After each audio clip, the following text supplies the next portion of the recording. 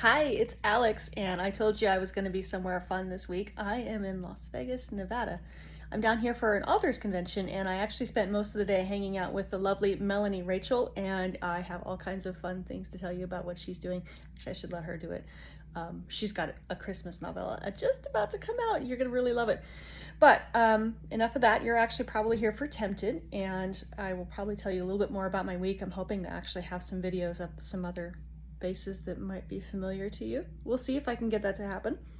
But for now, it's chapter 20 of Tempted, and you can take a look at the view behind me here. It's kind of fun, huh? There we go. So, with the Las Vegas skyline in the background, we are in Cape Town, South Africa. 9 days later, Darcy still had not spoken with anyone. No one official, that is. He lurked in every establishment in Cape Town devoted to food, drink, and entertainment, but he had yet to discover any of Richard's fellows in arms. The best he could unearth was 2 men who had once trained under his cousin back in England, but had not seen him in better than 4 years. Repeated calls at the headquarters had yielded nothing, so at last Darcy determined upon a train ride to Johannesburg himself, against the advice of Jabu, who had attached himself to Darcy in hopes of being found useful. "If you will do this thing," he said, "go no farther than Kimberley. You are Ishosha. You should not go." Actually, that's "you are not Ishosha." "No, I am not a soldier, but neither are the journalists or photographers who accompany the army on their campaign. In fact, a man named Churchill came for that very purpose and made a great name for himself when he returned home and published his memoirs. Although his train was captured, the rail lines are now firmly under British control, and I cannot think the present danger very great." Jabu shook his head and uttered a soliloquy in his own tongue.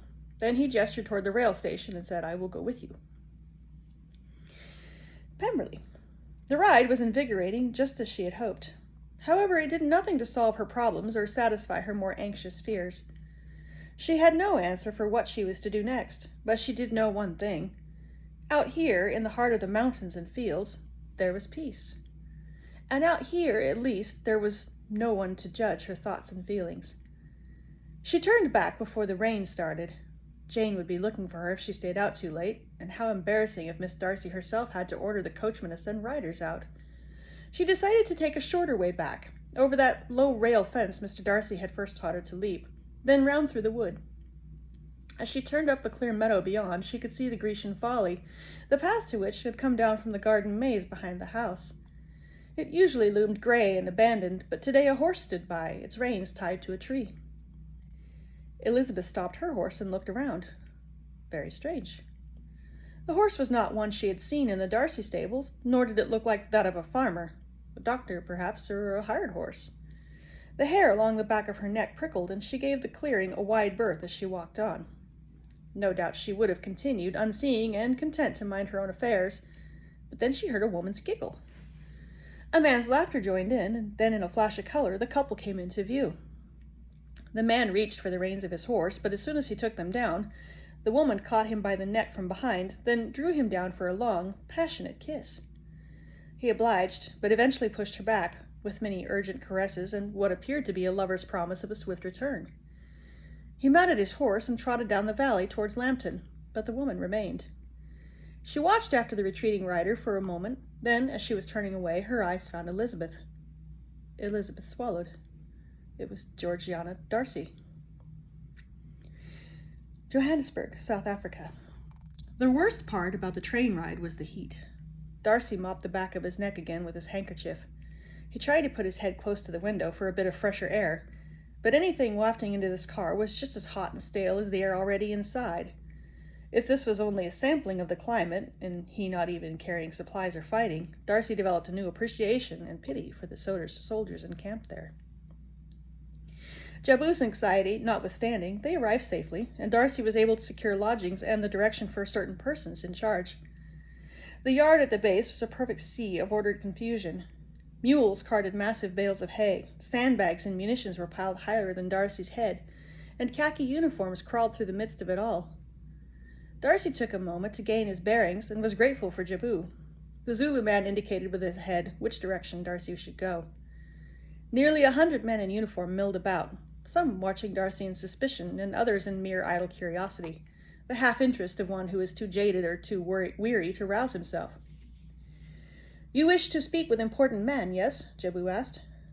Darcy cast an eye about the indolent soldiers.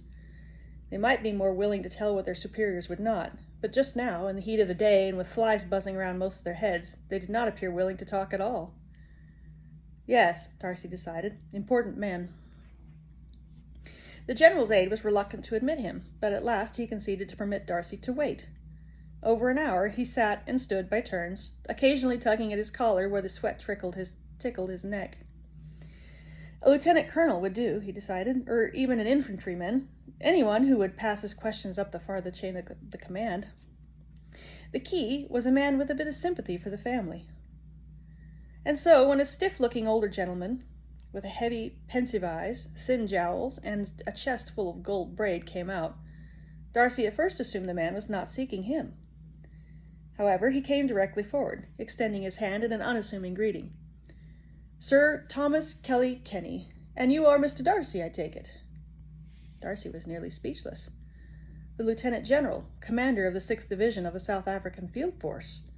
Trying to decide whether such notice from the 4th highest-ranked officer in the country was a gift or a curse, Darcy shook his hand and followed the Lieutenant General into his office. Thank you for seeing me, General. I came on a matter of business, an investment about which I wish to speak to you. Yes, I have heard about your business, the General replied with a shake of his head. You have been talking to quite a few people since you arrived in Cape Town, Mr. Darcy. You have heard of me? Darcy asked, a gloom already gathering in the back of his mind. You've been watched since you set foot on South African soil. A man dressed as you, asking questions? Yes, I know all about you. Cousin of Colonel Fitzwilliam, are you? The General nodded and then clicked his tongue. Bloody shame, that. Darcy stepped forward. He was listed as missing in action 4 months ago, and we can learn nothing more. The Earl desires better information regarding his own brother. Matlock can desire all he likes, but I will not fabricate information to please him, Kelly Kenny replied with a bit of amused indignation. I will give the best I know, but I doubt it shall satisfy. Darcy deliberately softened his manner and stepped back. Then you are familiar with my cousin? The General shook his head again. No, but when I heard a wealthy gentleman from England had arrived and was passing out coin asking for that name, I did a bit of digging. Colonel Richard Andrew Fitzwilliam of the 4th Battalion of the Derbyshires, captured last June in the ambush at Rodeval. Captured? Are you sure of it? What happened? The General's mouth pinched in an uncomfortable grimace. At dusk on the 4th, the regiment arrived and pitched their camp in the lee of the string of koppies. Owing to the darkness, they could not do much in the way of reconnoitering. I'm doing well tonight. Though the commanding officers were warned by some of the natives that the Boers had been espied in the vicinity, they did not heed. The pickets, which had been posted on a range of koppies north of the camp, were strengthened and some few shots fired at distant snipers. Then the whole of the regiment went to bed. Before dawn, they were under musket fire, and even as the men turned out with their rifles, they dropped. 140 or more were killed that night, with some 420 taken prisoners. Only 6 escaped. And where were the prisoners taken? The General frowned, with a look of remorse played over his weathered features. Here. We liberated all the survivors when Botha surrendered in Pretoria. I'm very sorry, Mr. Darcy. Darcy felt something in his spirit shatter, and his spine turned to water. It was more out of numbness than denial when he was not discovered alive. Well, some 80 men were said to have died of their wounds or of sleeping sickness, all buried by now, thank heaven. Darcy preserved his dignity enough to keep from clutching his head in his hands, but he was still dazed and broken when he asked, Is there a way I could speak with any of his compatriots? Well, the Derbyshires are presently encamped on the Vaal, still pursuing Botha. I wish I could be of more help, Mr. Darcy. He forced himself to breathe, to focus his vision, and to accept, to believe at last. No, General, you have been most helpful. I did not expect such a frank reply, and I'm grateful for your time, at least. Kenny Kelly extended his hand once more. Please convey my regrets to the Earl. It is an awful duty, reporting to the family that a man has been lost. Darcy accepted the General's hand.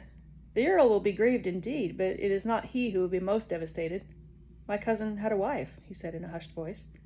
I cannot think how I should tell her. The General's brow furrowed, and his mustache turned downward. Well, my deepest condolences. I'm afraid that is all that is left to do is comfort the widow. So anyway, that battle was really happened as I wrote it. I actually researched that quite a bit, and it's pretty interesting. The Battle of Rodoval really happened just like that. So yeah, this is one of those times where history, as tragic as it is, played right into the hands of the fiction author. So, but I'm going to leave you there for tonight, and I'm going to go to bed because I've been up for a long time. So I'll be back later this week with chapter 21. Take care.